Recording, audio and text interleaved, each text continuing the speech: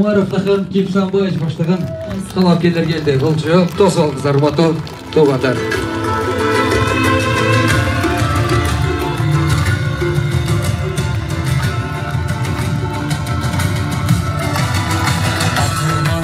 İslah Absamatович ağamız. Karşıki vakit ağalar öldürüldü. Gelgizler ağalar.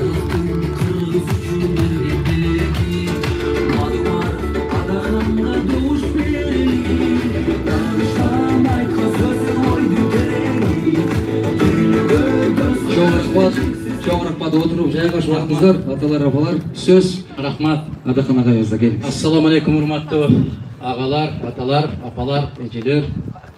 Жаштар көп экен, аяштар көп экен. Кош келдиңиздер. Бүгүнкү жыйынга 12ге деп айтылган.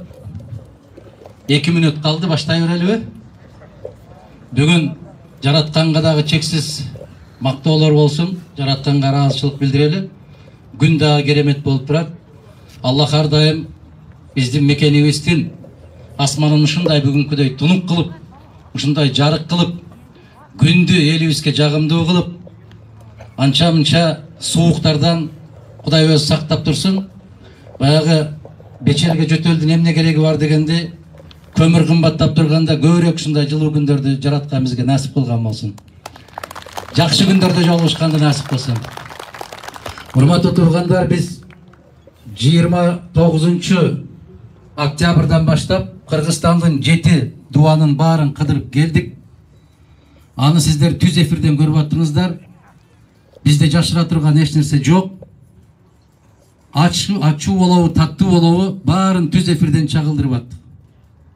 Биз сыяктуу болгонун болгондой кылып чагылдырган башка бир талапкерлерди же мүмкүн машинада жүрүп мен көрбөй калдым. Себеп 4000 чакырымдан көп километр машинада жүрүп келдик биз. Мындайча айтканда 20 күндөй убакыт дөңгөлөктүн үстүндө өттү.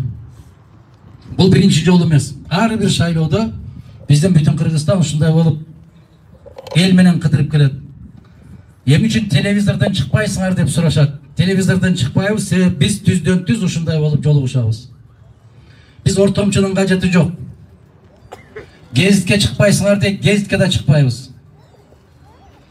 Биз түзмө түз сүйлөшөбүз. Кудай кааласа, жогорку кеңешке барып калсак дагы, биз түзмө түз сиздер менен ушундай болуп сүйлөшөбүз. Жардамчысы жок, кеңешчиси жок. Биз сиздерди Бишкекке чакырып, жогорку кеңештин алдында кезертип, 4 саат, 5 саат күттүрбөй, биз өзүбүз барабыз сиздерге. Биз ушинтип жашап келгенбиз, биз ушинтип жашайбыз, Кудай кааласа.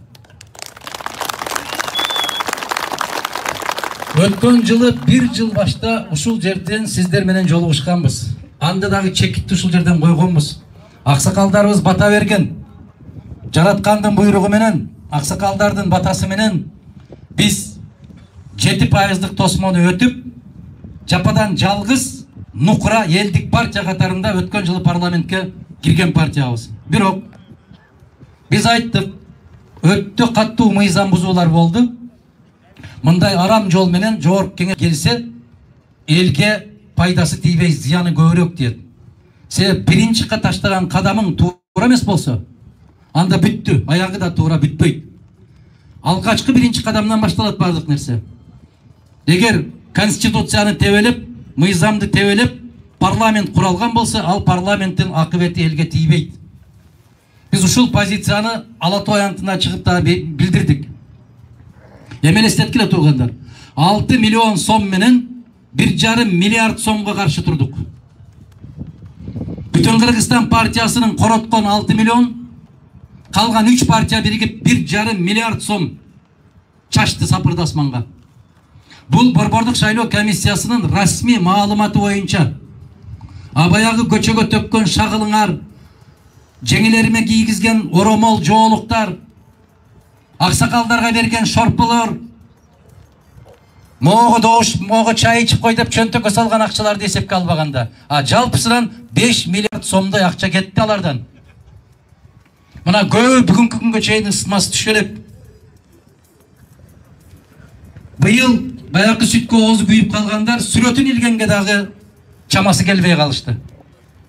Бул жараткандын берген жазасы. Пенденин колунан келчү иш эмес бул. Эчен деген акчаларга карабай, бүтүн Кыргызстанды тандаганда биз бүтүн Кыргызстан кыйын болгон үчүн жеңип чыккан жокпуз. Туугандар, сиздер шайтандын напсинин азгырыгын жеңген болгонуңуздар үчүн, сиздер касиетти кармаганыңыздар үчүн, чындык үчүн болгон күрөш үчүн напсибизди тыйып, тазалык, ыйман, тартип деген принциптерди тандаганыңыздар үчүн ал жеңиш сиздердин жеңишиңиздер болгон. Быйылкы жыл эмнеси менен айырмаланып атат? Биз ушул Теңир тоодон баштап, ал жагы Сүлүктү Лейлек, бул жагы Чаккал Алабука. Кече Балыкчыда болдук, Карабалтыда болдук, Чүйдүн тегерегинде болуп атабыз. Элдин көзү таптакыр башкача. Таптакыр башка. Былтыры ушунчалык каттуу күйгөн экенбиз деп, ушунчалык каттуу жаңылган экенбиз деп. Кээ бир жерге барганда бизден кечирим сурап ыйлагандар болуп атат. Биз дайым кечиребиз. Себеп биздин пайгамбарыбыз саллаллаху алейхи вассалам кечиримдүү. Биз сабырдуубуз, биз жулунбадык, биз эшик турса тешиктен секирип кирбедик, биз бийликке умтулбадык. Себеп бизге бийликтин дагы, байлыктын дагы, мансаптын дагы кажети жок. Бизге адилеттүүлүк, чындык, ыймандуулук керек. Бул дүйнөнүн рахатына караганда акыреттин рахатын тандап алган инсандарбыз биз. Аллах биздин акыретибизди берсин. Бул дүйнө өтөр кетер. Мына 70-80деги аксакалдардын азыр көз жумуп ача койгон болсо кече балалык кези эске түшөт. Бир заматта өтүп кетти дүйнө. Жашоо өтүп кетти. Бирок артыбызда эмне калат? Азыр дагы ушундай анча-мынча шайтан оюндар болуп атат. Мен сиздерге терең ыраазычылык билдирем. Ушул Бишкектин аянтында туруп, 7 дубан Кыргызстандын бүтүндөй калкка мен ыраазычылык билдирем. Эмне үчүн? Сиздерди бүгүн алдай албай калды. Баякы жоогунду ичип алып чуркап жүргөн, ыркырап жүргөндөрдүн тилин укпай калдыңыздар. Мен ушуга чексиз ыраазычылык билдирем сиздерге. Не деген ушактарды чыгып атат. Не деген жалган нерселерди сүйлөп атат.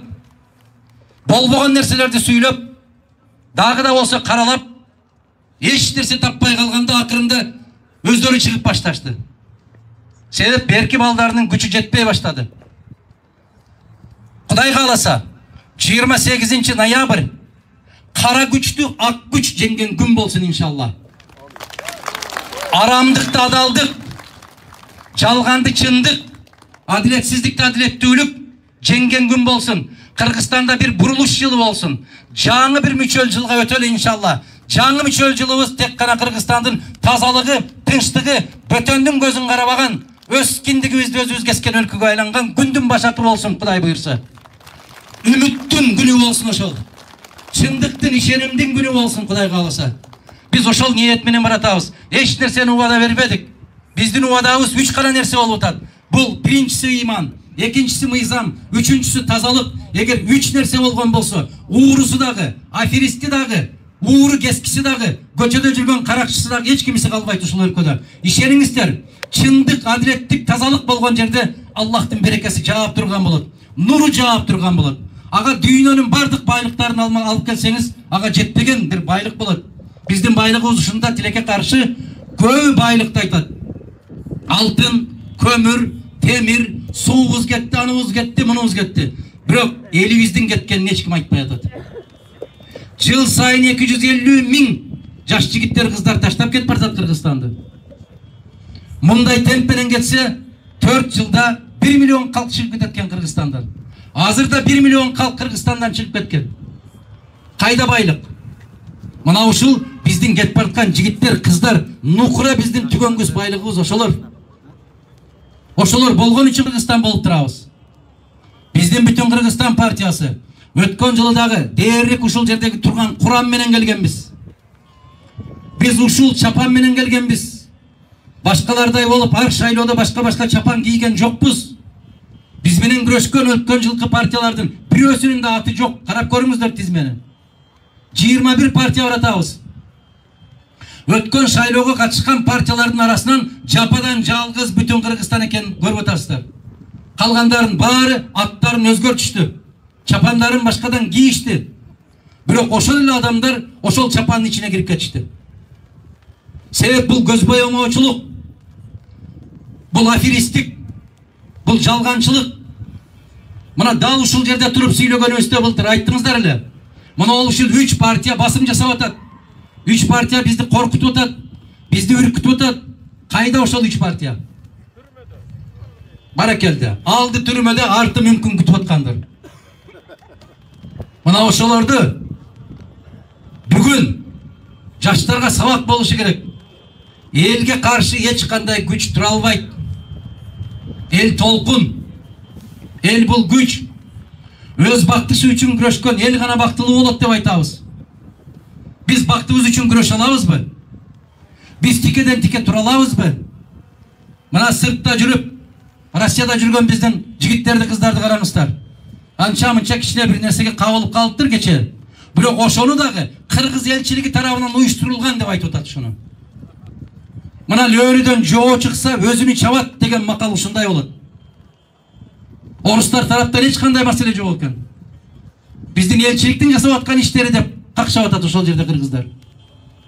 Биздин даректердин баарын элчилик берди деп атат. Ушуларды тыйып койгула деп жазыптыр дейт элчилик. Мына арадан, сырттан душман издебей арабыздан эле чыгып атат ошолордун баары. Алар жыргаганынан же зериккенинен чыккан жок ошол жака. Кыргызстанда дагы бир адилеттүү, таза, сабаттуу азамат жигиттер, кыздар келсе, биз дагы ушул жерде какшап жүрбөй Кыргызстанга кайтсак экен деген тилек менен чыгып атат ошолор. Биз ата-энени сагындык деп атат. Биз чоң ата, чоң эне, тай ата, тайнелерди сагындык деп неберелер чыгып атат. Биз өз тилибизде сүйлөгүбүз келет деп чыгып атат. Биз өз тилибизде окугубуз келет деп чыгып атат. Мына ошолордун көрүп аткан күнүн жеңилдетиш үчүн баратабыз туугандар. Биз сырттан башка мамлекеттин көзүн карабай, өзүбүздүн тагдырыбызды өзүбүз чечели деп баратабыз. Биз бүтүн Кыргызстан саясий партиясы, консервативдүү партиябыз деп атабыз. Могул жерде талапкерлер чыгып сүйлөптүр, баарыңыздарга түшүнүктүү болду да. Тааныштыңыздар да. Кечигип келген Брас, бул шаардык талапкерлерден кечирээк келдик биз. Саат 12-ге дедик. Шаардык талапкерлер ар бириңиздердин сиздердин алдыңыздарга барып жолугушкан болуш керек. Дагы 3-4 күнүбүз бар, чогулушат, жолугушат, сүйлөшүшөт. Исхак Саматович Масалиев келди, көрдүңүздөр. Мына жерде желектери турат, Кыргызстан коммунисттер партиясы деп. Биз өткөн жылы дагы Кыргызстан коммунисттер партиясы менен чогуу барганбыз. Быйыл дагы чогуу баратабыз. Эмнеге? Туруктуубуз. Көз карашыбыз бекем, таштаган кадамыбыз бир, кармашкан колубуз дагы, барчу жолубуз дагы бирдей болгондугу үчүн. Неге? Себеп биз тазалыктын, улуулуктун жолундабыз. Биз Кудайга кааласа, кечээ 1-3-4 жерде баса белгилеп айттык эле. Өткөн шайлоодо да айтканбыз. Единственная наша партия, политическая партия бүтүн Кыргызстан, который попадет в парламент, даст Бог. И мы будем поднимать вопрос о двойном гражданстве с Кыргызской Республикой, с Российской Федерацией. О двойном гражданстве. Мы должны идти на такой шаг. Ибо это завещание наших предков. Держаться вместе всегда с Российской Федерацией. Более 1 миллиона наших граждан, соотечественников, сегодня находятся именно на территории Российской Федерации. Мы должны восстановить их конституционное право. Они имеют право одновременно быть гражданами Кыргызской Республики. Они имеют право приехать сюда, построить дом, купить квартиру и чувствовать себя полноценным гражданином нашего суверенного государства. Ради этого мы должны пойти на такой шаг. Мы должны на экономическое сотрудничество, на политическое сотрудничество, если хотите, по другим отраслям тоже, не буду уточнять. Это единственная партия. Я нисколько не сомневаюсь, что после моего выступления некоторые люди, они очень глубоко изучают, и завтра как попугай будет повторять именно эти слова. Себеп биз барган жердеги сүйлөгөн сөздөрдү акырын отуруп жигиттери бар экен, конспектировать этип жазып коет экен. 2 күн өткөндөн кийин дал өзүнүн сөзүндөй кылып айтат экен. Ооз ачып туруп калат экенсиң, баракелде деп. Баягы мектепте окугандарды билесиздер го, отличник окугандардан акырын көчүрүп алат элек. Математикадан текшерүүчү болобу, геометриядан болобу, акырын жакшы окуганын жанына барып отуруп, байкатпастан көчүрүп алат элек. Туурабы? Ушинтип жүрүп бүттүк да. Таалай мырза, туурабы? Экөөбүз анча-мынча көчүрөт элек да ошону. Кош келдиң. Мына Таалай мырза дагы ошол Россия Федерациясында көптөгөн жылдар бою иштеп келди. Замира деген бир тууган эжекеси бар, ушу Москвадан Подмос. Кош келдиңиз, мына отурат. Мына ушу кишилер дагы тикмечилик өнөрүн өнөр кылып, ушулар көтөрүп келип, азыр Бишкектен 1000ден ашык кыздарыбызга жумуш берип отурат. Ушулар багып атат өлкөнү. Бизди өкмөт багып аткан жок. Мен кээде айтам өкмөткө, бага албасаң дагы тоскоолдук кылбачы айланайын деп. Бакпа, кыргыз бүгүн мени бак деп эч ким сурабайт. Дасторкономо нан салып бер деп сурабайт. Тек гана тынчтык берчи, тоскоолдук кылбачы мага. Мына биз ушул сыяктуу жигиттерибиздин, кыздарыбыздын эмгегин ошол жактан баалап, мына ушул жерде курдурушубуз керек. Бизде тартиптин, мыйзамдын жоктугунун эсебинен Кыргызстанга келгендердин баары кошуна мамлекетке кетти. Мына караңыздар Өзбекстанды. Россия менен Өзбекстан Евразиялык биримдик экономикалык аймакка кирбейт. Биз киребиз. Россия менен бир жылдык товар алмашуусу, алыш бериши 7 миллиард долларга чыкты. Ушул жылы. Жыл бүт элек. 7 миллиард доллар. Россиянын 10 миллиард доллар капиталы азыр Өзбекстандын өндүрүшүндө иштеп атат. Биздин Кыргызстандын кайсы өндүрүшүндө жок дегенде 100 миллион доллары бар. Биз жамааттык коопсуздук кеңешинин мүчөсүбүз. Биз Россия менен түбөлүктүү достук келишимибиз бар. Биз Россия менен бирдиктүү Евразиялык экономикалык аймактабыз. Эмне үчүн биз менен өнүкпөйт? Себеп бизде тартип жок, туугандар. Бизде башчы жок. Бизде сабаттуу жигиттер, кыздар жок. Мына канчалары менен сүйлөшөбүз биз. Келгиле дейт, бизге сунушуңарды бергилечи. Каяктан сунуш берет эгер фамилиясын жаза албай атса?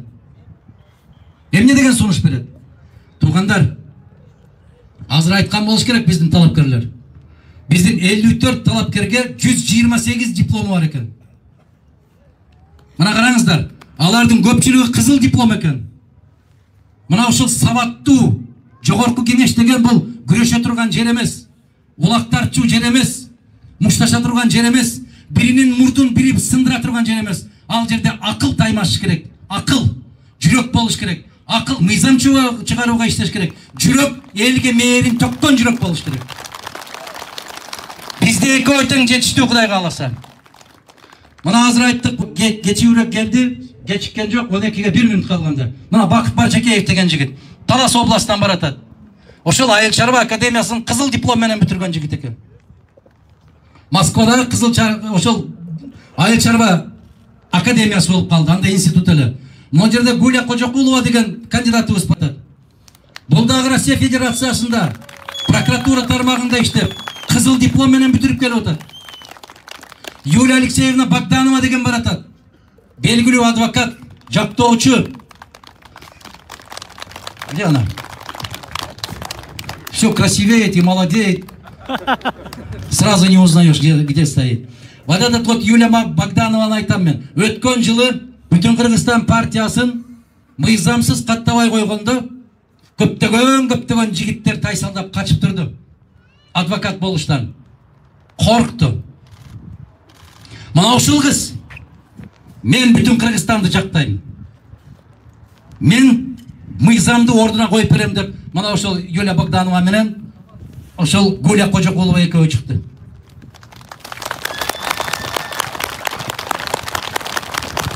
Ошол жердеги отурган соттордун бүтүндөй баарына Кыргыз Республикасынын мыйзамы кандай деп жазылган, ал кандай аткарылыш керек экендигин ошол Богданова айым кулагына куюп түшүндүрүп берди. Кандай чечим алганын сиздер жакшы билесиздер. Сыртта туруп сиздер кыйкырып турдуңуздар. Бизден бир бөтөлкө суу сурабай, бир урттан суу сурабай, бир чиштем нан сурабай турдуңуздар. Мында элдин алдында садага кетсең дагы аздык кылат эмеспи? Сиздер туруктуусуздар. Биз туруктуубуз эмне үчүн? Себеп бизди көтөргөн туруктуу элибиз бар үчүн туруктуубуз. Бир жигит айтты эле, Кыргызстанда белгилүү болгон азаматтардын бири. Эмнеге силер күчтүүсүңөр десе, элиңер күчтүү экен деп. Эмнеге силер тазасыңар десе, элиңер таза экен деп. Мына ошол суал келип берип атты. Кайда керемес жигиттерибиз, кыздарыбыз. Bir bötөлкөдөн su алып келип берип атты. Ошону дагы албай турган жигиттерди, кыздарды көргөндө мен негизи каттуу деп эсептеген менин өзүмдүн көзүмө чайланды. Кантип кутулам мен ал карыздан? Акча менен берип койгон карыздан акча берсең кутуласың. Бирок бүтүндөй жан дүйнөсүн сага берип койгон кишилер кантип кутуласың ал карыздан? Бул өмүр бою мойнуңа илинген карыз. Анын актоонун бир гана жолу бар. Ак кызмат кылыш, адал эмгек кылыш. Биз ушуга абада беребиз биз. Биз ак кызмат кылабыз Кудай кааласа. Мына Бишкек канча жылдардан бери, соңку 4-5 жылдан бери дүйнөдөгү эң кир деген шаардын катарында кирип атат. Өткөн жылы кыш бүткөнчө эң кир шаарлардын биринчилигин бербей келдик. А башта Союздун мезгилинде, Кыргызстан Коммунисттер партиясы жетекчилик кылып турган мезгилде Бишкек шаары СССР 15 республиканын ичинен эң таза, эң жашыл, Киевден кийин экинчи турган шаар эле. Азыр дүйнөдө эң кир шаарга айландык. Эмне үчүн? Себеп моомундай болгон имараттар мыйзамсыз башка жолдор менен салынгандыгы үчүн. Эмнеге? Сабатсыздыктан. Эмне үчүн Белек Адыканович Сарымсаков баратат бизден? СССРдин мезгилиндеги 5 эле киши болгон экен, архитектура боюнча кандидат, илимдин кандидаты. Мына Белек Адыканович Сарымсаков ушул. Келиңиздер. Сакадай болгон кичинекей эле бою бар. Бирок ушу киши Союздун мезгилинде бардык башка республикалар менен атааңдашып, архитектура илиминин кандидаты болгон экен. Биз эмне үчүн ушу кишиден сурандык? Биздин катарыбызга келиңиз. Биздин Бишкек шаарын дагы өлкөнүн жүзүнө айландыралы. Абаны тазалайлы. Пробкаларды жоготолу. А пробкаларды жоготуш боюнча Клим Петрович деген бар бизде. Азыр келе албай калды. Клименко. Вот Клименко вице-мэр болуп турганда, кыска мезгилде Бишкек шаарында вице-мэр болду. Мына түштүк магистралын курганды билесиздерби? Дагы мына бизден жаш гвардиясынан баштап, Пучиктен баштап, Сокулка чейин жол бурган. Мына ошол инсандын демилгеси менен көтөрүлгөндөр. Биз Клименко менен бу кишини Белек Адыкановичти бириңер үйдүн курулушун көзөмөлгө алгыла, бириңер пробка тыгындардын жоголушун көзөмөлгө аласыңар деген ниет менен баратабыз туугандар. Булардын чөнтөгүндө акчасы жок, бирок колдорунда калеми бар. Башта акыл бар, жүрөктө сезим бар. Мына ушул байлыкка умтулушубуз керек туугандар.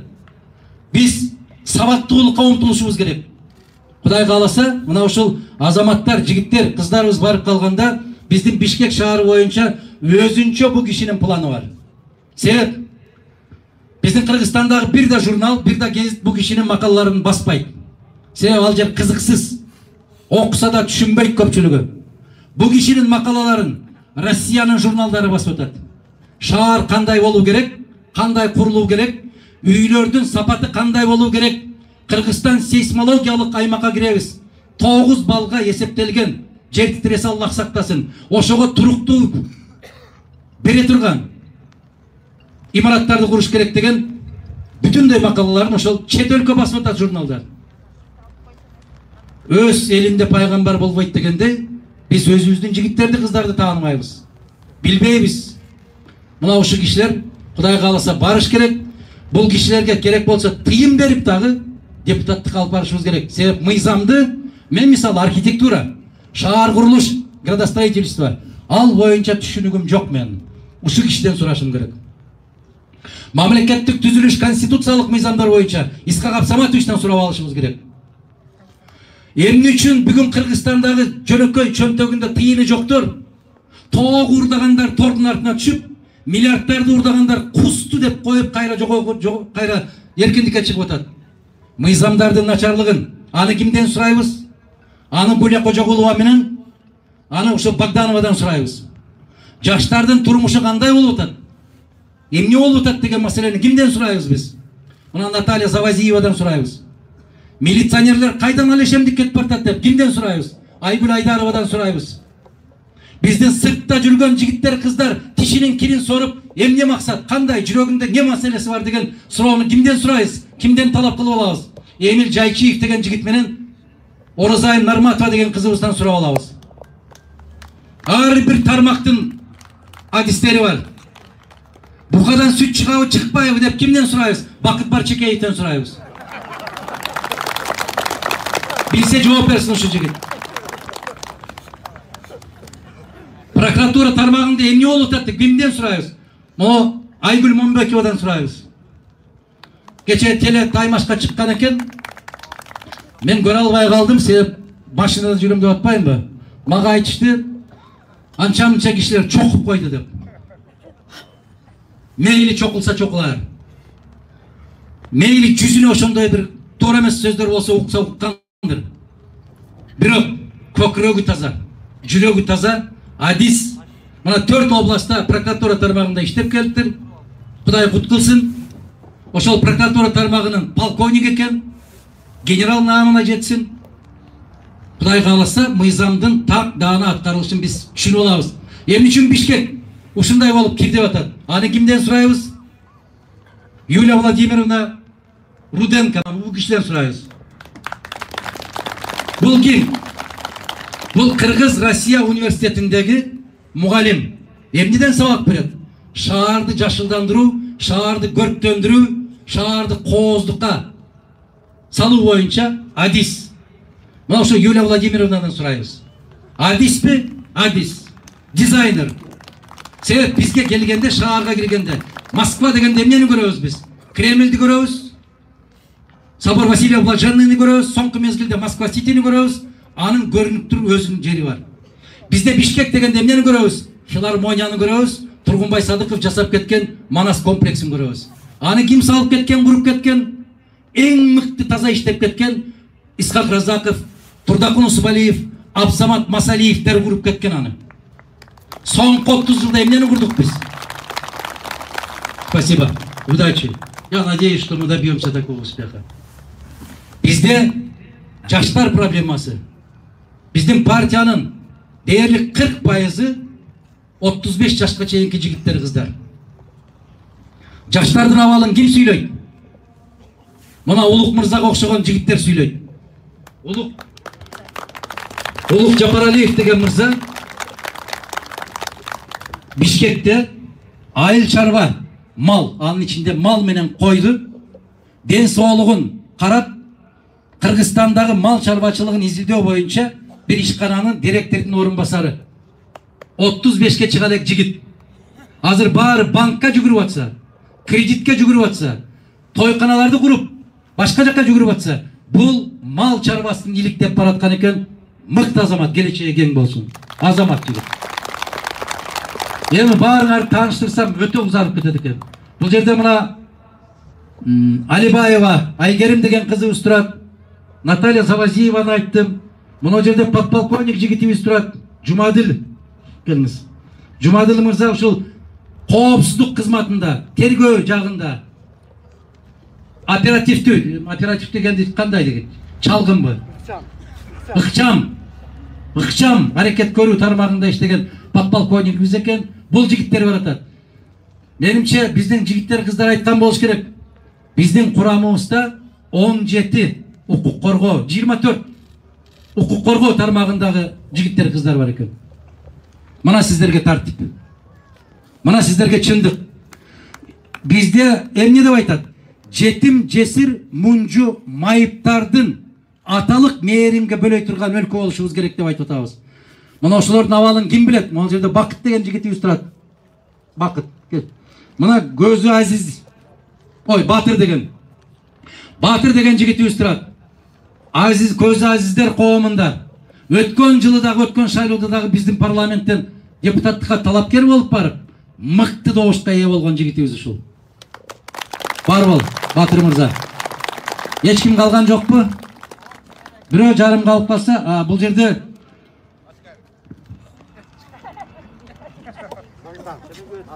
Нокен районунан, Кочкор Ата шаарынан талапкер болуп баратат. Сүйлөдүңөрбү бу жерде?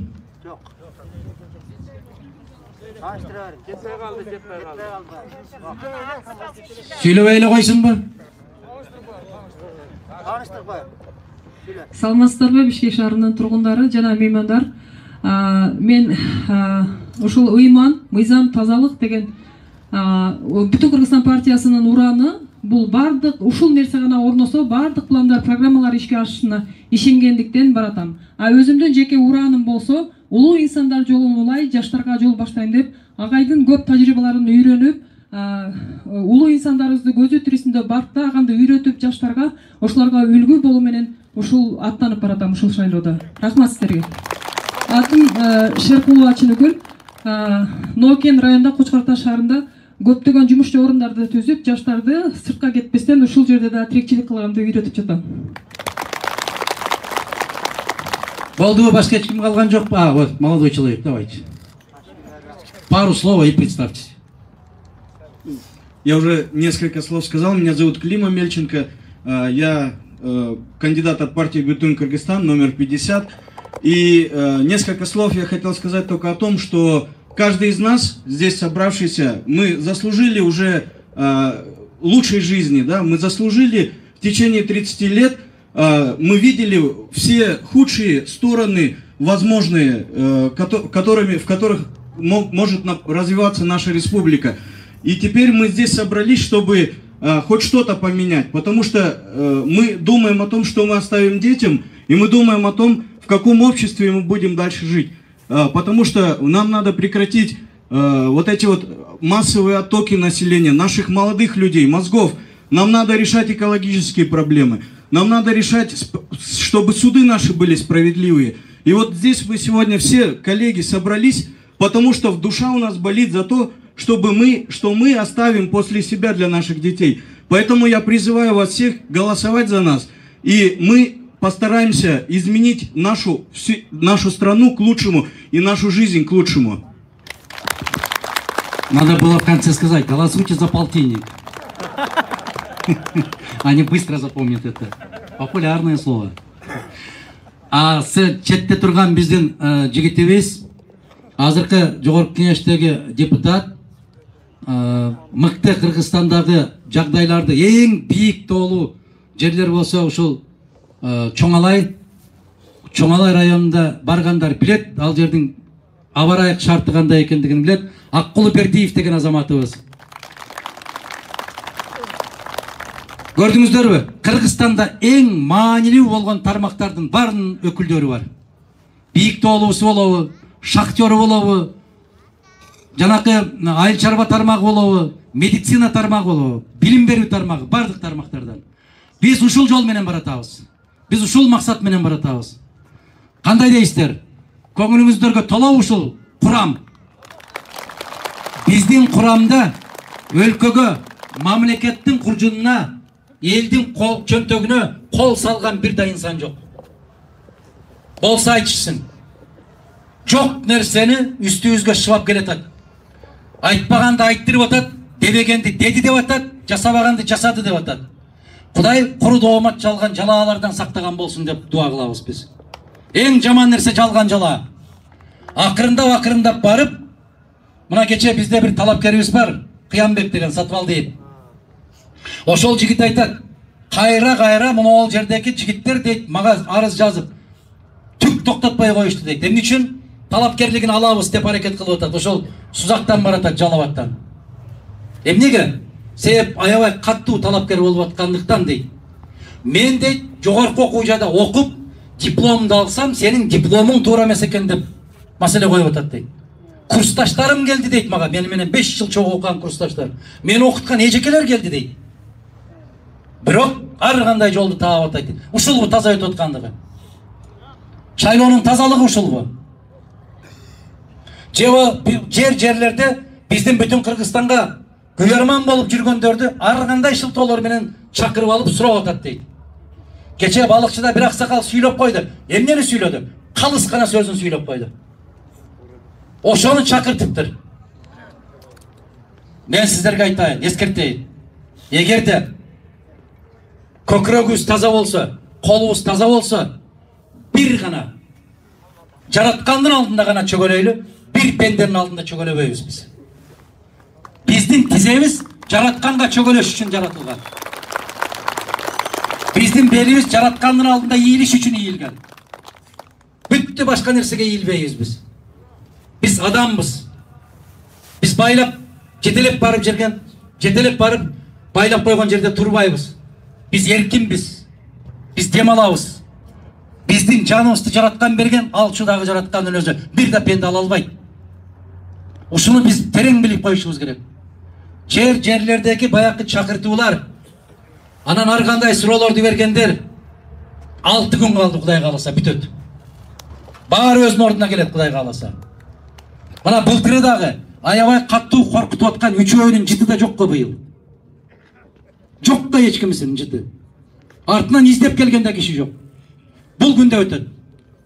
Бирок жараткандын алдында абийирибиз таза болсо, жүзүбүз ак болсо, эч кимдин алдында биз эч нерсеге муктаж эмеспиз, карызда эмеспиз. Таyyip Erdoğan жакында сүйлөдү, Түркиянын президенти. Ушундай жаштарды жыйнап алып сүйлөдү. Уктуңуздарбы? Видеосу аябай популярдуу болуп кетти. Түрктөргө кайрылып айтып атат. Биз дейт, премьер-министр болобу дейт, президент болобу дейт. Эч кимдин алдында тизе чөкпөгүлө жаштар деп кайрылды. Бийлиги барбы, байлыгы барбы, күчү барбы, башкасы барбы, эч качан тизеңерди чөкпөгүлө деди. Мына журт башчысы, эл башчысы деген киши ушундай сөздөргө менен кайрылат жаштарга. Биздикилердин оозунан эмне чыгат? Камайм, четинен камайм, кустурам. Айланайын. Адамдын иши оңолуш үчүн биринчи сөз оңолушу керек. Адамдын сөз оңолсо, пейили оңолот. Пейили оңолсо, ниети түздөлөт. Ниети түздөлсө гана жараткан анын ишине береке берет. Ниетиң жаманбы? Пейлиң түз эмеспи? Эч качан сенин тапканың эки болбойт. Биз мээр төгүшүбүз керек. Кыргызстанда Кудай кааласа ушундай күндөр күтөт. Мурал турган күндөрүбүз, ушул уккан сөздөрүбүз жомок сыяктуу калып калган күндөр болот. Биз ушундай күндөр үчүн күрөшөбүз, күрөшүп келгенбиз, соңку демебиз чыкканча күрөшө беребиз. Сиздер менен бирге. Бар болуңуздар, аман болуңуздар. Бул жыйынтыктоочу биздин 7 дуанды кыдырып келип, борборубуз Кыргызстандын жүрөгү болгон Бишкектеги жолугушуубуз ушул. Ушуну менен биз Кыргызстандагы жолугушууларды партиянын атынан кандидаттар, талапкерлер жерлерде сиздер менен жолугат дагы. Мен сапар тартам. Аллах насип кылса, алыста жүргөн биздин, ыйлап жүргөн, көз жашы кургабай жүргөн, тишинин кирин сөрүп жүргөн, энесинин жытына комар болуп жүргөн, атасынын мээримине муктаж болуп жүргөн биздин жарандар менен жолугушабыз. Аллах насип кылса. Биз биринчи жолугушууну ошол жактан баштайбыз дегенбиз. 3 жолу белет алмаштырдык. Көрдүңүздөр, Россияда 2 жолу карантин киргизди. 7 ноябрга баракелди. 29-unda да ушундай кыйкырып турганды Кудай куттуу кылсын бизге. Бар бол азамат. Сиздерден мен ата-энелердин атынан, тууган уруктардын атынан, жора жолдоштордун атынан аларга бүгүн күн кандай кийип турса, күнөстүү Кыргызстандан ысык салам деп айтканга уруксат бериңиздер. Бул аманат. Ушул аманатыңыздарды аман эсен жеткирип, ысыктыгына ысыктык кошуп, сагынычка сагыныч кошуп, аман эсен жолугушуп, кайрадан жадырап жайнап, ушул өзүбүздүн өлкөбүздө, өз жерибизде, өз топурагыбызда кучагыбыз толуп, балдарыбызды, неберелерибизди кучактаган күндөрдү жараткан бизге насип кылган болсун. Баарыңыздар жакшы ниет менен келиңиздер. Ошол ниетиңиздердин актарылышына бизди себепчи кылсын жараткан. Ал ниетти акталыш үчүн биз 2 нерседен сак болушубуз керек. Эмнеден? Напсибиздин азгырыгынан, анан шайтандын азгырыгынан. Ушул 2 нерсе, 2 азгырыктан сак болсок, Кудай кааласа сиздердин алдыңыздарда жүзүбүз жарык болот деген ишенимдүү түрдө мен сиздерге убада бере алам. Жүзүбүз жарык болот, эмгегибиз бирге болот, жакшылыгын чогуу көрөбүз Кудай кааласа. Ошол күндөрдү баарыбызга чогуу көрсөткөндү насип кылсын. Бар болуңуздар. Жакшылык күндөрдө жолугушалы. Рахмат чоң. Бата бериңиздер аксакал. Келиңиз. Суроо жооп аябай көп экен, мындай кылалы. Мен Кыргызстанды түрө кыдырып жүрүп бардык суроолорго жооп бердик. Кандай дейсиздер? Я. 10 минут. Gel. Hazır öte nazik bolup turgan кезиңерде. Макул, жооп берип коём. 6 күн калды ушундай болуп отурганыңарга. Шайлоо бүткөндөн кийин мындан дагы бекем болгула. Мындан да бекем болгула, Кудай кааласа. Себеп саякатчылар шайлоонун алдында гана элдин угат. А биз бүтүн Кыргызстан 365 күн угабыз, Кудай кааласа. Урматтуу Алахан Кимсанбаевич, Баткен медиасына жакында Садыр Жапаров интервью берип жатып, жер саткан мамлекеттин чыккынчысы шайлоо бүткөндө камалат деп айтты. Андан кийин Камчы Ташиев өзгөнгө барып айтты. Сагызгандай сайраган лидерди камайбыз деди. Саясатта романтик болуп жүрө бербей, чечкиндүү кадамга качан барасыз дейт. Каматам деген азаматтардын баардык өздөрү ушул жакта жатат. Анан кээ бир дөдөйлөр болот. Сагызган шакылдайт, сайрабайт, булбул сайрайт.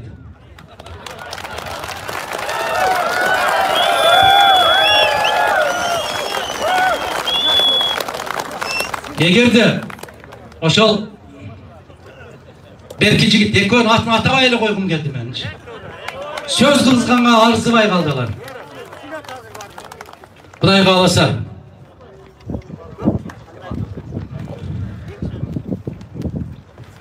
Адахан агай, сиз менен катарлаш тазалыктын, адилеттүүлүктүн жолуна тилектеш болуп бара жаткан талапкерлерге да Аллахым бекем берип берсин. Менин сунушум, Кыргызстандын кайсы аймагы болсун, тартиби бар, үй бүлө, атасы же апасы сизге добушум берип, балдары, кыздары, келиндери ошол аймактан койгон, бүтүн Кыргызстандан койгон талапкерлерге добушум берсе, көбүрөөк команда менен барсаңар деп ойлойм. Мурат ойлоном дейт.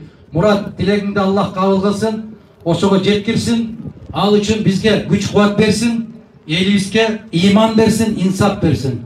Кудай кааласа ошондой жол менен баратабыз. Салам дейт, биз сени колдойбуз, Дабдыр Келесо. Эми силер жазасыңар, мен окуп коем. А силер унчукпай калып каласыңар, меникин көрсөтөт.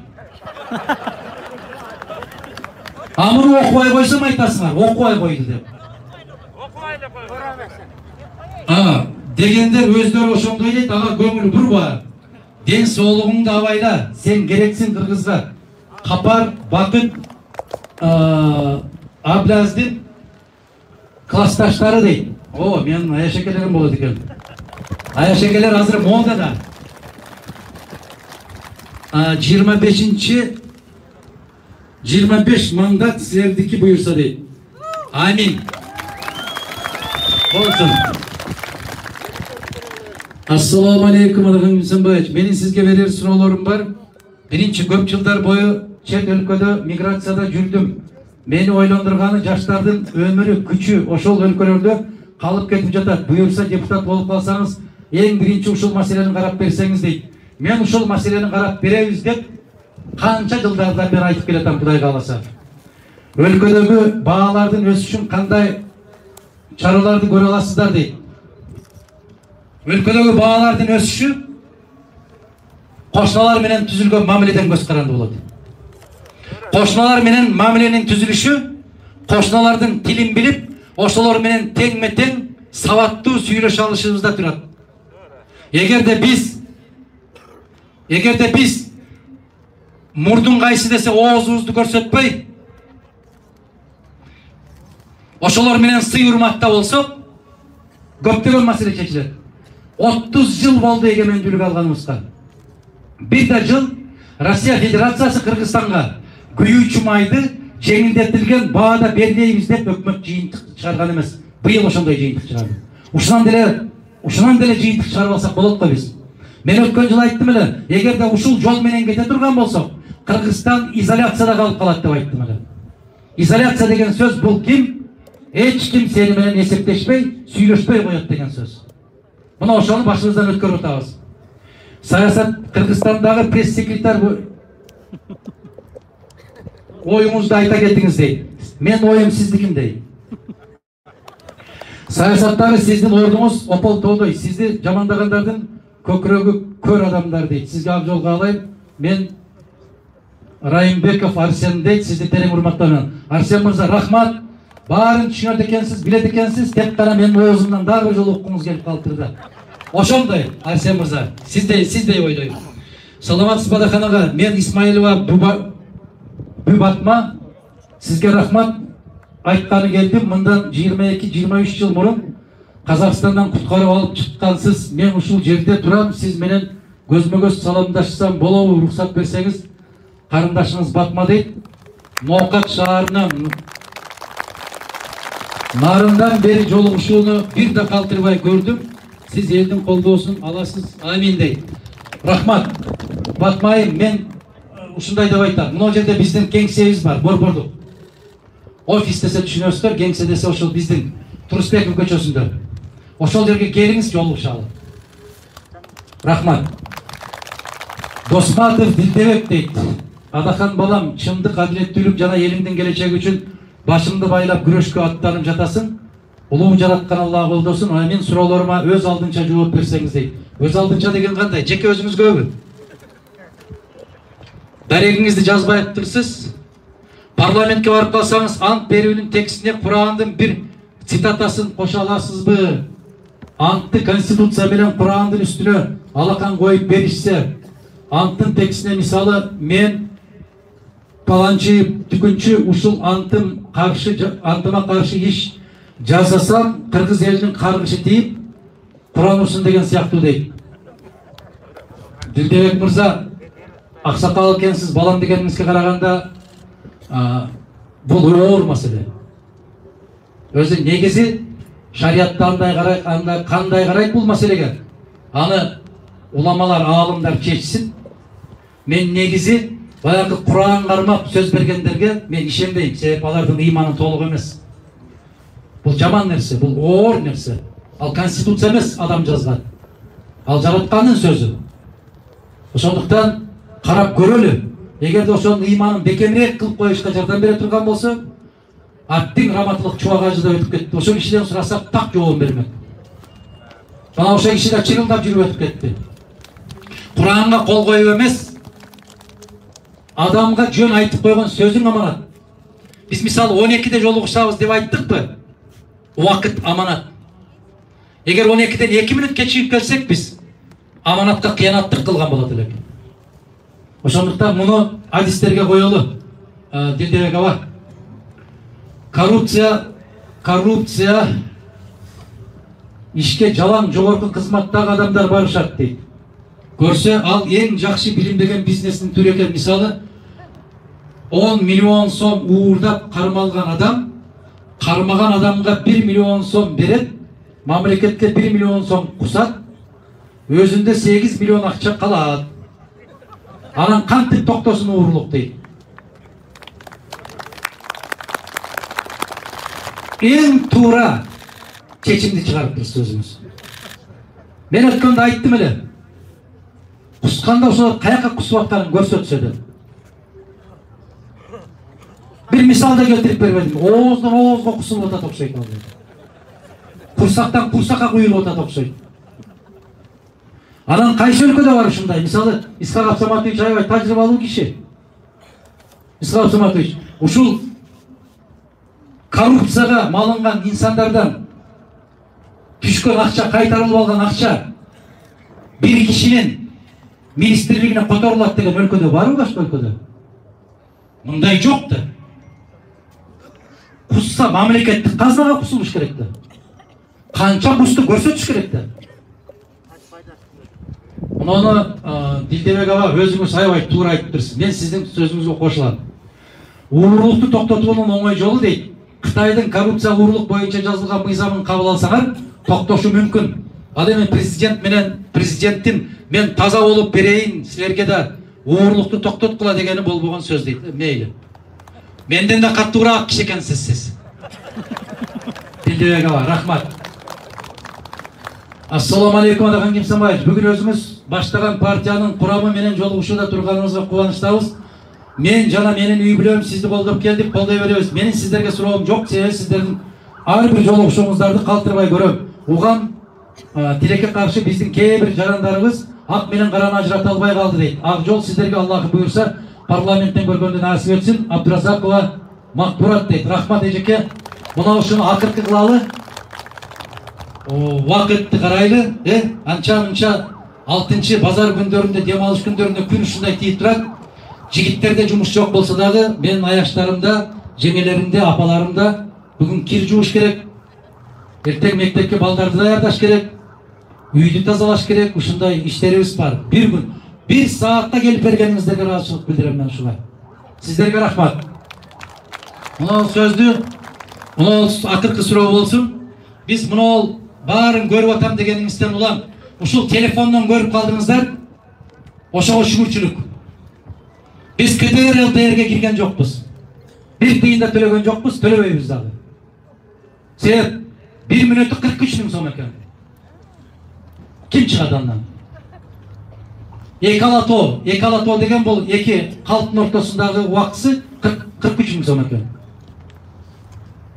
43 миң сом деген bir мугалимдин жарым жылдык айлыгы деген. 1 мүнөт чыгып жылмайып коюшуң үчүн 43 миң төлөйсүң керек экен. КТР деген мамлекеттин эсебинен сиз менен биздин чөнтөгүбүздөн акча алып атат. Эмне үчүн ушундай болот? Себеп чындык жетип калат деген коркунуч бар аларда. Ошондуктан 26-сындагы таймашта мен Бишкекте эмес, Москвада болуп калам. Мен өткөндө 10 мүнөт кайрылууңуз бар дейт. Мен ошол акчанын баарын, телетаймаштагы акчанын, кайрылуудан үнөмдөлгөн акчанын баарын Бишкектеги карыялар үйүнө которуп койгула деп кайрылдым мен. Жок дегенде 1-2 тонна көмүр алып алсын ошол карыялар үйү. Мен чыкпайм КТР-мдан да, ЛТР-мдан да. Чыгып бүттүм. Мен чакырган кишилер келбейби? Мен да барбайм ал жерге.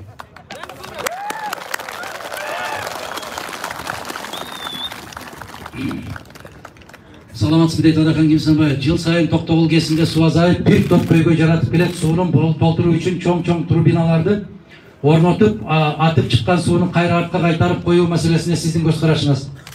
Токтогулдан түшкөн суу эмес, мына Бишкектин бактарын сугара турган арыктарды оңдой албаганда не пайда табат айдан. Ал жактан турбинадан дейсиз, секундуна канча литр суу агат билесиздерби жерден? Канча кубометр? Баарын жолун тапса болот. Акыл менен тапса болот. Ишениңиздер. Биз жалаң ушул түшүнбөгөндөрдү көтөрүп келатабыз да 30 жылдан бери. Кокусунан келип калгандарды. Биз тандаганды үйрөнбөй атабыз. Тандоо бул. Тандайлы келгиле. 21 партиянын ичинен дагы бирөөсүн тандайсыздар. Ал партиянын ичинен дагы бирөөсүн тандайсыздар. Бизде 52 талапкер бар атат. Кимди жактырсаңыздар тандап аласыздар. Катар сандары жазылган. Бүтүн Кыргызстан номер 2 болуп катар сан кетип бартат. Анын ичинен 54 квадраттын ичинен кимди тандайсыз, каалаганыңызды тандаңыз. Жараткан айтат, чындыгында жетекчиңер өзүңөрдөн дейт. Өзүң кандай болсоң, тандаган жетекчиң өзүңө окшош болот дейт. Воистину ваши правители от вас самих. Кого выбираем, тот и станет правителем. Жараткан айтат, пейли бузулган элге залым падыша берип, ал аркылуу жазалайбыз дейт. Келиңиздер, чын дилден бата кылалы, чын дилден тилек кылалы, Кыргызстанда бир өзгөрүү болсун. Кадр саясаты кризисинин эң акыркы чегине жетип бүттү дейт. Макулмун сизге. Атайын кадрларды даярдай турган институттун ачылышына мыкты окуган студенттерди тандап алып, эң туура айтасыз. Биздин Бүтүн Кыргызстан партиясынын программасында ушул 7 жогорку окуу жайды калтырабыз, мамлекеттик болот ал. Ага окугандагы балдардын, кыздардын баарына стипендия берип, балдар төлөп эмес, кыздар төлөп эмес. Өкмөт төлөп окутат, ошолордун тамак ашын берип, көрпө төшөк шейшектердин берип, союздун мезгилиндегидей Бирок алар мыкты адис болуп чоңойгондон кийин Кыргызстан кай жака жиберсе ошол жерге барып 2 жыл 3 жыл иштеп келгенге милдеттүү болот. Ошондо гана адис тандайбыз биз. Ансыз кадр тандай албайбыз. Азыр кадрлар кандай болуп атат? Bir gün карасаң, могу жерде базарда отурган болот, эртеси күнү карасаң районуңдун акими ошол. Же тескерисинче карасаң өкмөттүн жыйынында отурат, министр болуп галстук тагып. Эртеси түштөн кийин карасаң түрмөдө отурат. Ана караңыздар. Илгерки коммунисттер мезгилинде жетекчинин өзүн гана жазалабастан ошол жетекчиге сунуштаган кишини кошо жазалайт эле.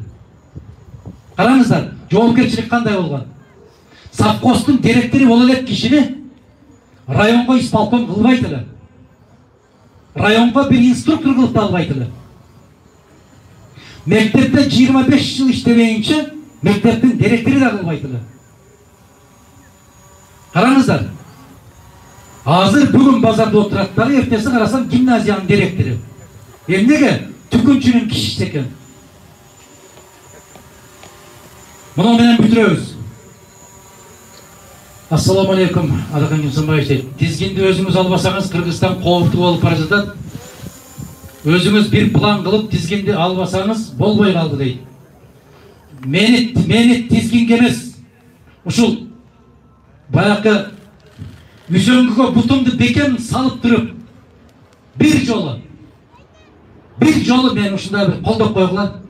Калгандан кандай чабышты көрсөтөбүз.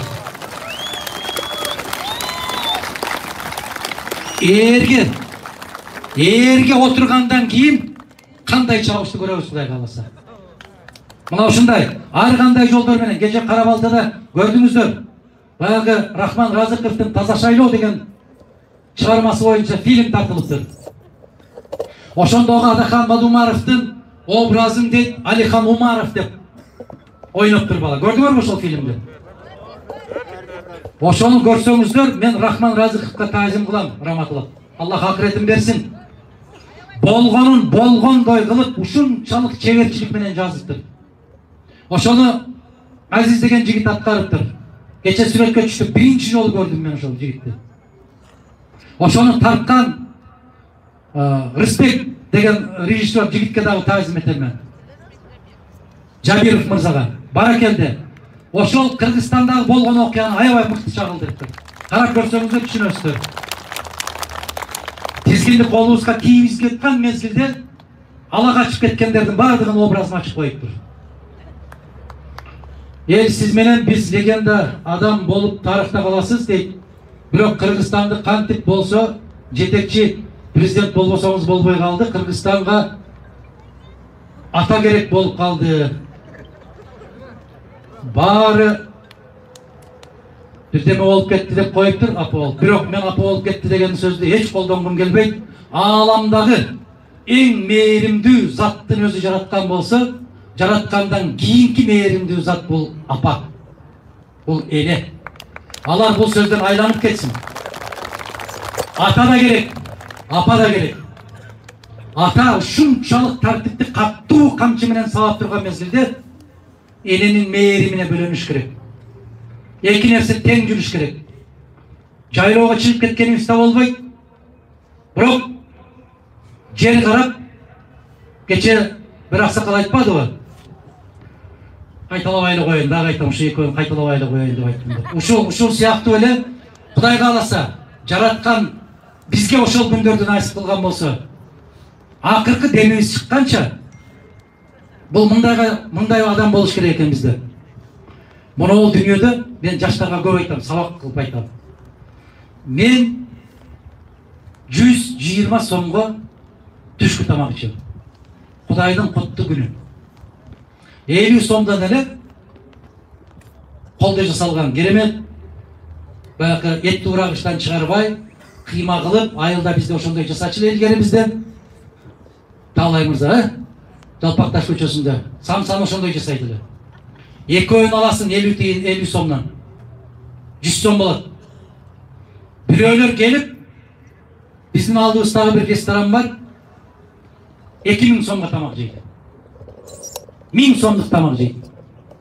2 сааттан кийин анын оозунан кара суусу куюлуп курсак ачат. 100 сомго тамак ичкен мен кечке чай ичип жүрө бересиң. Караңыздар, тазалыгын караңыздар анын, тазалыгын. Un, et, piyaz, ot, бүттү. Бүтүндөй денеңе жагымдуу. А жанагы ресторанда отуруп 2000 сомго жеп аткан тамагыңды бир Кудай билет кайдан келди ал. Ошол сыяктуу монол дүйнөнүн рахатын бүтүндөй четке кагып койгон инсан керек бизге.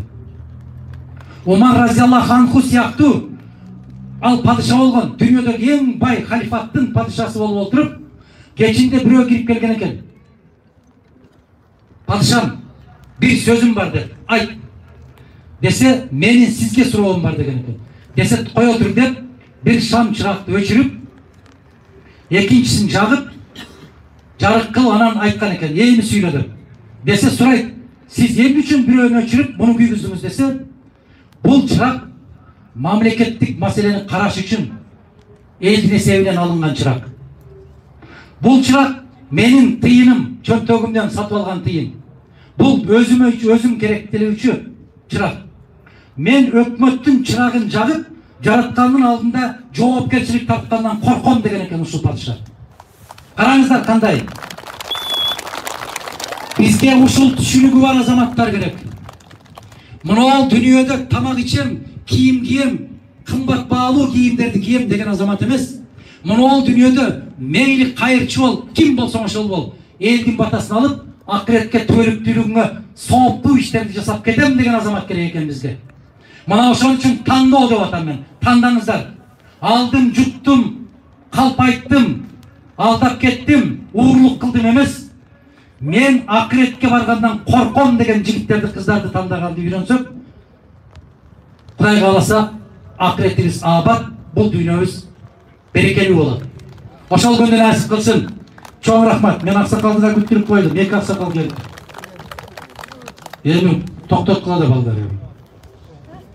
Кыйнай берет да. Ушу өзү элден бирдеме сурабаш керек да. Сураганыңда эч жакпайсың.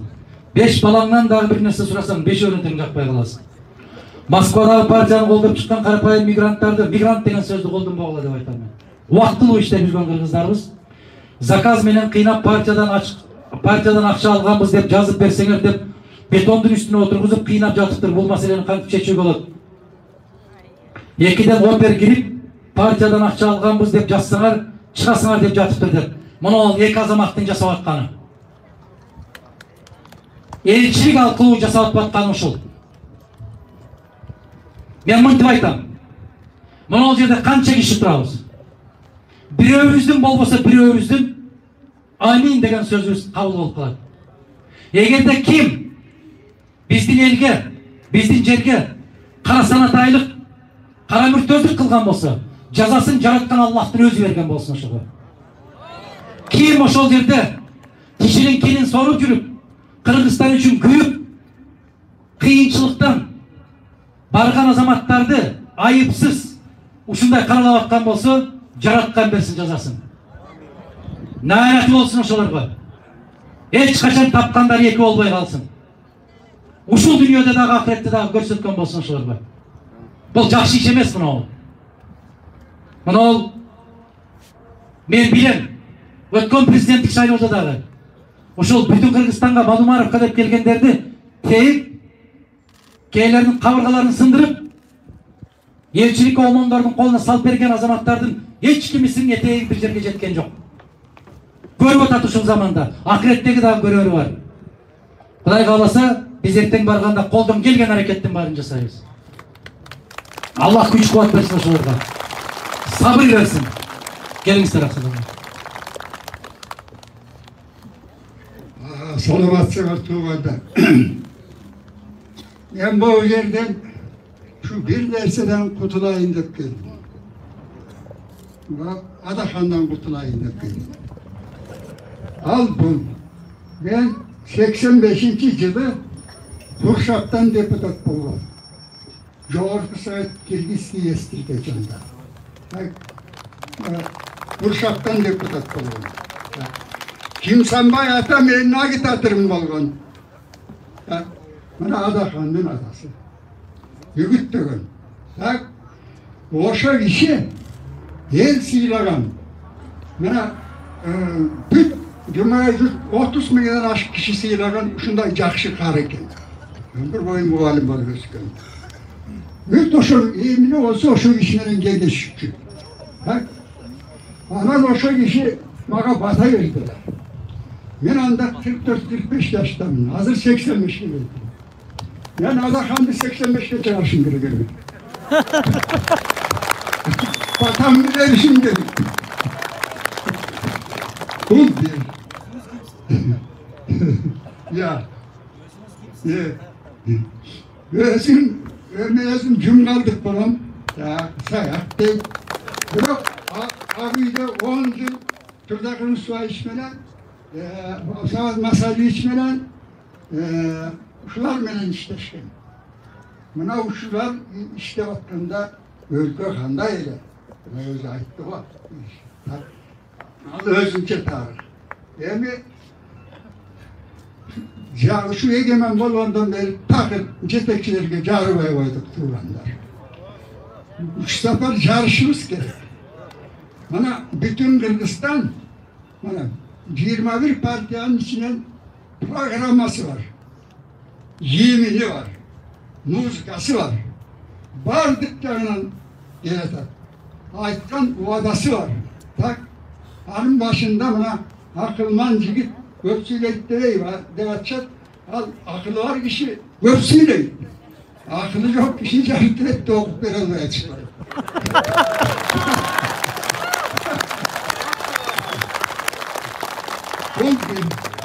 Yani Adakan Mirza işlep turganda 2006 yıl boş gerek. O 4. klasa çeyin okugan mallar bekar tamak içiş gerek degendi al verdi. Bugünkü günde çeyin milyondan bana bekar tamak içiyorlar.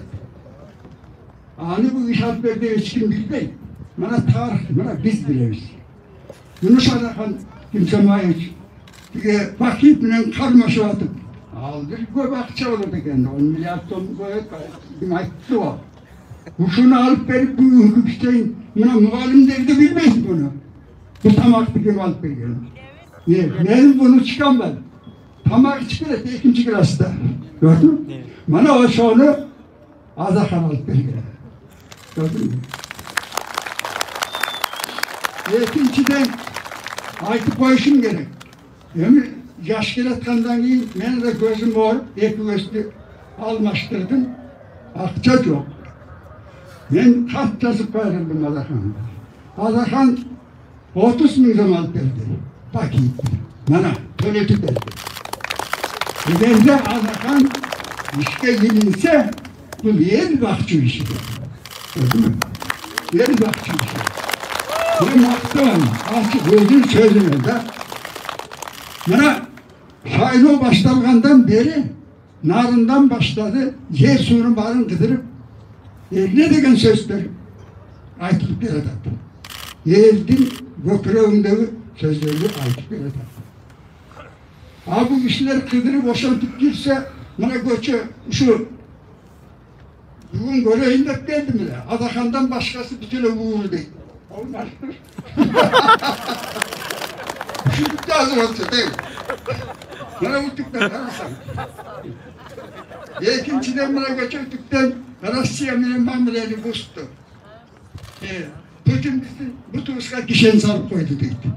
O emnul boldu da biz Rusya'sız yaşayamayız da. Var mı lan? Bana erten benzinli vermeye koysa eşek eminim kurarız. Şunda yol var. Yani sözümü kıskartayım. Ben kimsen bayatan batasını alan kişiyim. Şu kutulu almaya girdim bile bugün balasına batam gelip ben kutulayım. Kolay dileğin dilersin. El seni suyup, el seni yakşı görüp, senin altında abdan bir patriotlar, taza kişiler, taza adamlar gelir.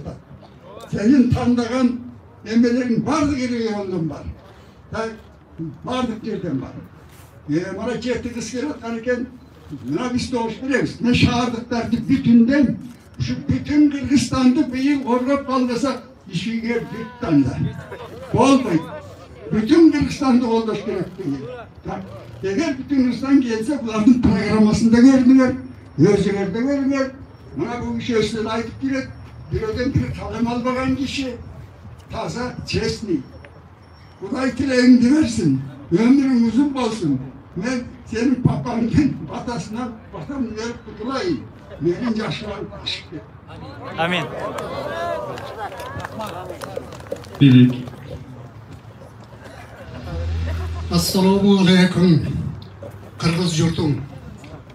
Buna o yerde çoğulup, şu çoğuluştaki yüreğimizden bile gelip katışıp oturduğunuzlarga bir çeksin razımın.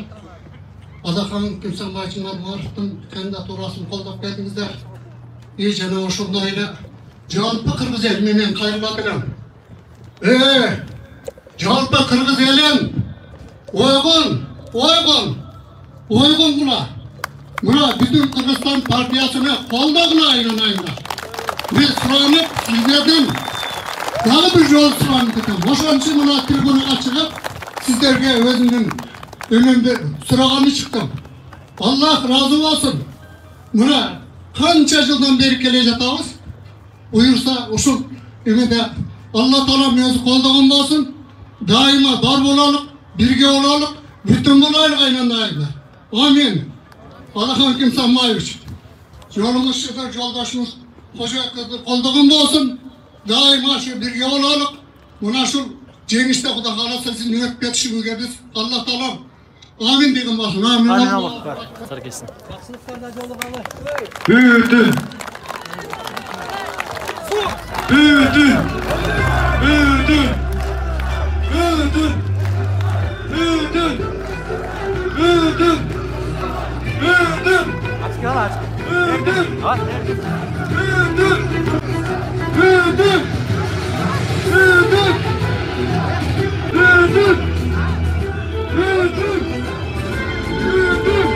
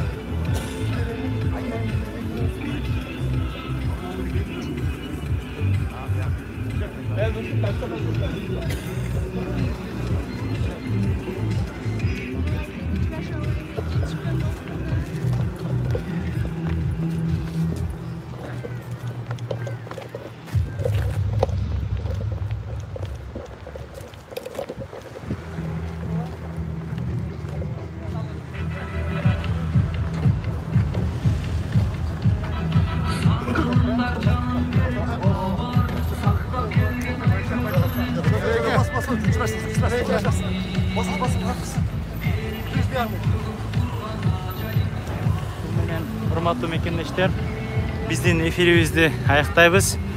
Бізменен бөлішіп, көріңіздер үшін разышылық достар. Азыр мындан кейін дағы daha bir жерге жолугушууга барат. Бирөөлөр менен сүйлөшкөн ошончуктан чачылып кетип атышат. Урматтуу мекендештер, бул киши убакыт саатында жүргөн киши, анын баарыңыздар билесиздер. Кудай буйруса, колдоп, коштоп турган инсандарга ыраазычылык. Мына биздин игиликтерге дагы макул эске. Доктурлар игиликтерге дагы саламатсыздар жашы.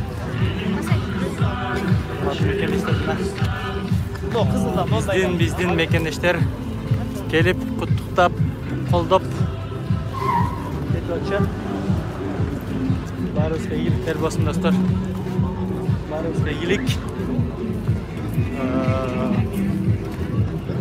Бул жакта ошо Айгүл эже, Бактаке. Биздин кандидаттар ийгиликтерге дагы. Достор, биздин Бүтүн Кыргызстан партиясынын кандидаттары. Жок, бетелек. Келтейм бе? Тура берейин бе? Мына достор.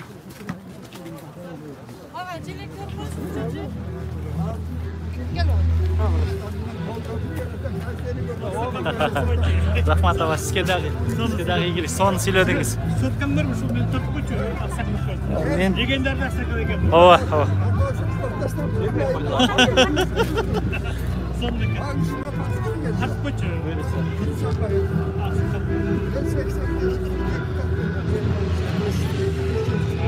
Эне да Ростовдо свет болду. Ростовдо да свет болду.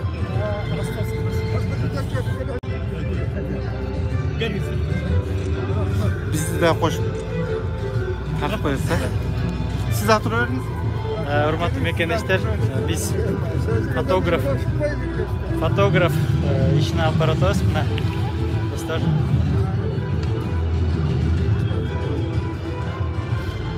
Биздин жок. Сиздерге ыраазычылык. Рахмат. Ошол баалап. Çok rahmat olsun.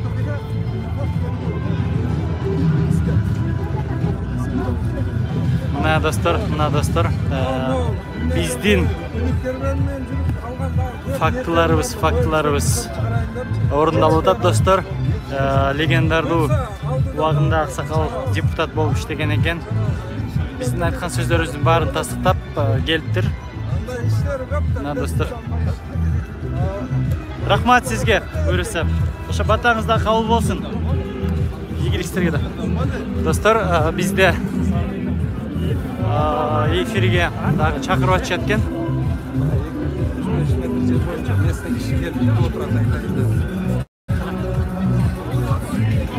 Мына биздин колдоочулар.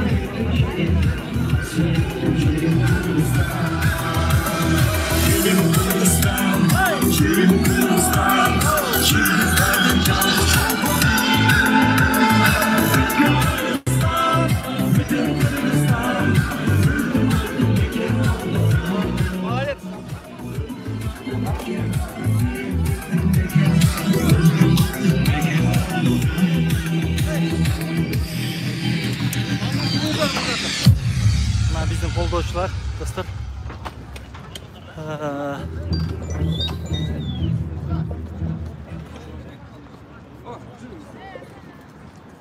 Достор, бизге сүйлөйм дегендер келечет буюрса. Баткенден келген колдоочулар бар экен. Ошол жактан атайын келдиңиздерби? Эймеден баягы 4 көчө барбы? Ошол жактан. Сиз 4 көчө жанакы 270 Көкташ Аксай айла.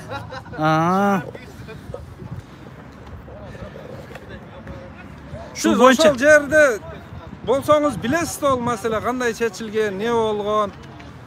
Кимдин сөзү туура азыр? Бийлик айтып аткан кимге ишенсек болот? Бул сизди түз эфирде көрүп атат. Мен ошол баягы бийлик айткандар, сейиттердин айткандарын сөздөрүгө айтып берет 275 метрден көпүрөт. Мен ошол элиме кайрылып Sizler körüngözün sözündeki belime Beşik'te Adakan Madumarov iyilik ekilse oşon ağır dalşı yüzünün develerini keçe turgan bolar.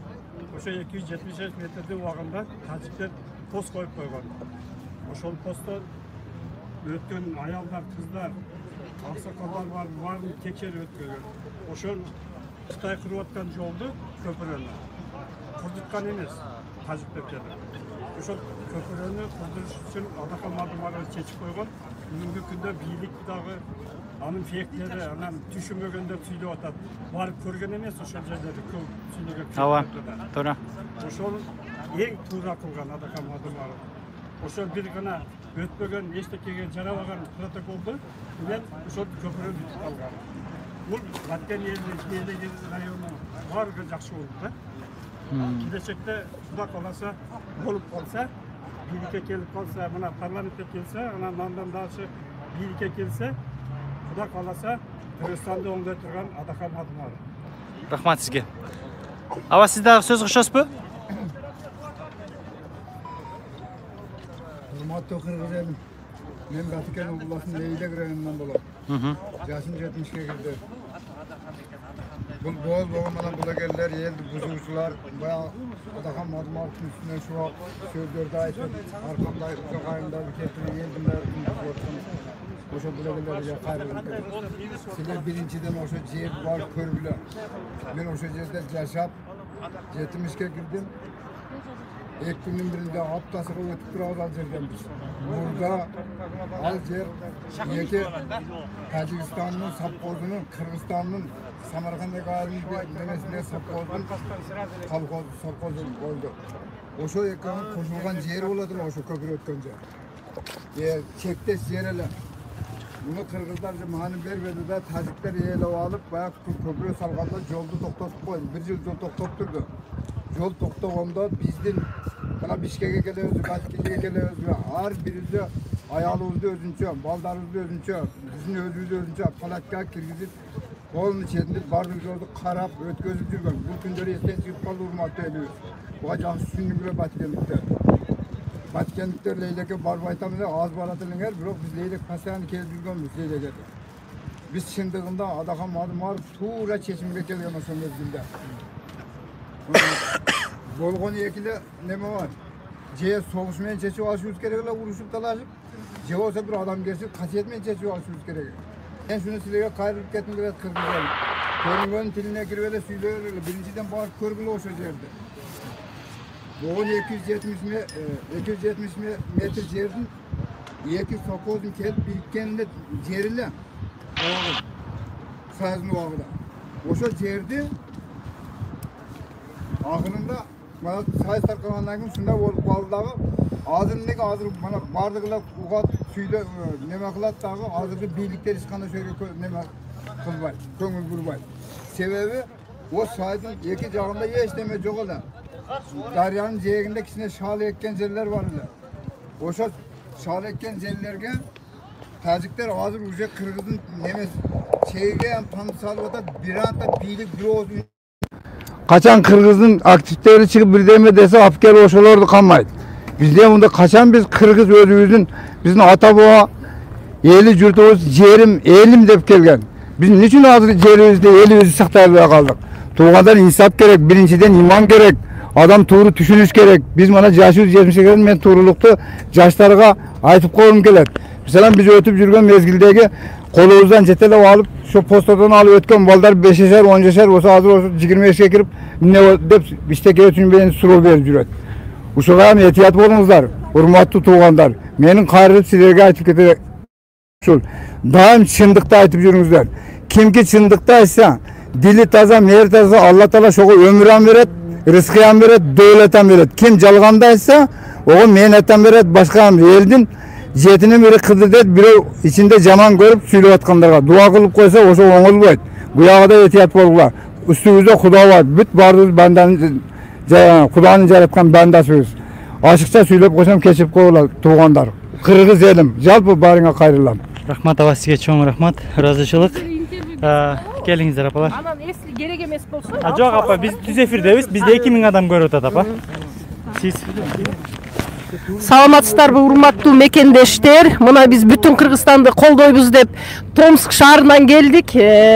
Убактылуу эмгектенип аткан ошо эмгектенип жүрчүбүз бүтүн Кыргызстанды колдоп, кубаттап Томсктан келдик. Менин ушул Томскте жашаган, Томскиде эмгектенип аткан жердештерим кыргыздар Москва, Пендемби, Лондонбу, Санкт-Петербургбу, Ленинградбы, биз бүтүн Кыргызстан менен бүтүн Кыргызстанды колдоңуздар, кубаттаңыздар. Биз кыргызбыз, таза жерди жердеген, биз кыргызбыз, намысыбыз бербеген, бүркүт сымал бийик учкан кушка окшоп. Биз кыргызбыз, кыргыз деген элденбиз. Биз бүтүн Кыргызстан менен колдоңуздар, кубаттаңыздар. Мен сиздер менен. Достор, бизге эркин микрофон. Бул жакта адамдар көп болуп кетти. Келиңиздер. Чекеден сүйлөй бериңиздер. Силерге микрофон беребиз. Ооба. Келиңиз ага. Сүйлөйм дегендер мында жүрөгүндөн. Ассаламу алейкум кыргыз элим. Мына бүгүнкү ушул шайлоого тандоодо мен Санкт-Петербург шаарынан 10 жылдан бери иштеп жүрүп, мына ушул шайлооду бир үлгүттөп, ушул жардам берели деп Адахам Адымаровдун партиясына бүтүн Кыргызстан ушуларды алга сүрүп, адашпай ойлонуп, ойгон ойло кыргыздарым, силерден сураныч, шайлап берели, ушунубузда утуп кетели. Санкт-Петербургдагы кыргыз жердештериме салам, силердин атыңардан кыргыз элине салам айттым. Рахмат сиздерге, урматтуу мекендештер. Ушул менен биз бүгүнкү эфирибизди аяктай же сүйлөшпү. Достор, эмне демекчибиз? Бүтүн Кыргызстан партиясы катарда номер 2. 54 кандидаттын ичинен өзүңүздөр каалаганыңыздар шайлаңыздар. Урматтуу мекендештер, жалган жалаларга, телевидениялардан жанакындай кароолор болуп атканына ишенбеңиздер. Кимде ким туугандар болсо чалып сураңыздар, кайындай реалдуу шактар болгон. Азыркы иш ордунда отургандардын бардыгын айласы кетип калган күн. Алар айла жоктон жанакы колунда фейктери колдорунан эчтемге келбей калгандыктан алар өздөрү алдыга чабуулга өтүшүп, жанакы илгери СССР убагында 45-жылы согушта ушундай болгон жеңилип баратканыбызды алдыга командирлер өздөрү өткөн. Ага чейин алдыга жалаң гана солдаттарды айдап жүргөн. Сталиндин ушундай мыйзамы менен алдыга өздөрү командирлер өткөндүктөн биз СССРди кармап калганбыз. Булар ошол акыбал менен азыр, ошол акыбалда тургандыктан бийлик башындагылар өздөрү алдыга өтүп, жалган жалаалар менен, каяктагы бир сөздөр менен биз андай кылып таштайбыз деген сөздөрдү айтып атышат. Эч кимдин колунан эчтемге келбейт, Кудай гана турат бул жерде. Ким ак, ким кара экенин Кудай өзү жазалайт. Жана кыргыз эли аны карап турбайт. Урматтуу мекендештер, максималды бөлүшүп биз менен бирге болгонуңуздар үчүн ыраазычылык. Барыңыздарга ийгилик. 28 ноябрь күнү адашпай достор, ушул бийликти жакшы көргөндөр болсо дагы сиздер бүтүн Кыргызстанды шайлаңыздар. Бийликти жакшы көрүп, сиздер ушул бийликти ордунда калышын кааласаңыздар, анда сиздер биринчи жолу бүтүн Кыргызстанды шайлаңыздар. Себеп дегенде бул бийликти туура эмес жолдон чыгып баратканына, сол жаракка басып баратканына, анга түшүп баратканына фейктер, троллдер силер анга кошо түртүп атасыңар буларды. Бүтүн Кыргызстан партиясы буларды коргоп калат керек болсо. Себеп дегенде айтайын, булар жаман жолго бараткан болсо, келесо, көкме, жаман жолго баратасың, токтон. Алдыңда аң турат, алдыңда зоо турат. Сен түшсөң өлөсүң деп айтып атса, сиздер фейктер, троллдер аны жакшы жагына жок, ак жолдо баратат. Колунан ушундай иштер келип атат. Молодец, мынча жылда болбогон нерсе болуп атат деген сөздөрдү айтып атасыздар достор. Калп. Чындыкка ишенсеңиздер достор, бүтүн Кыргызстанды шайлаңыздар. Сактап калып көрөсүздөр. Бийликти жаман жолдон сактап калып, Кыргызстанды туура жолго салчу бир гана партия, бул бүтүн Кыргызстан. Ийгилик барыбызга достор.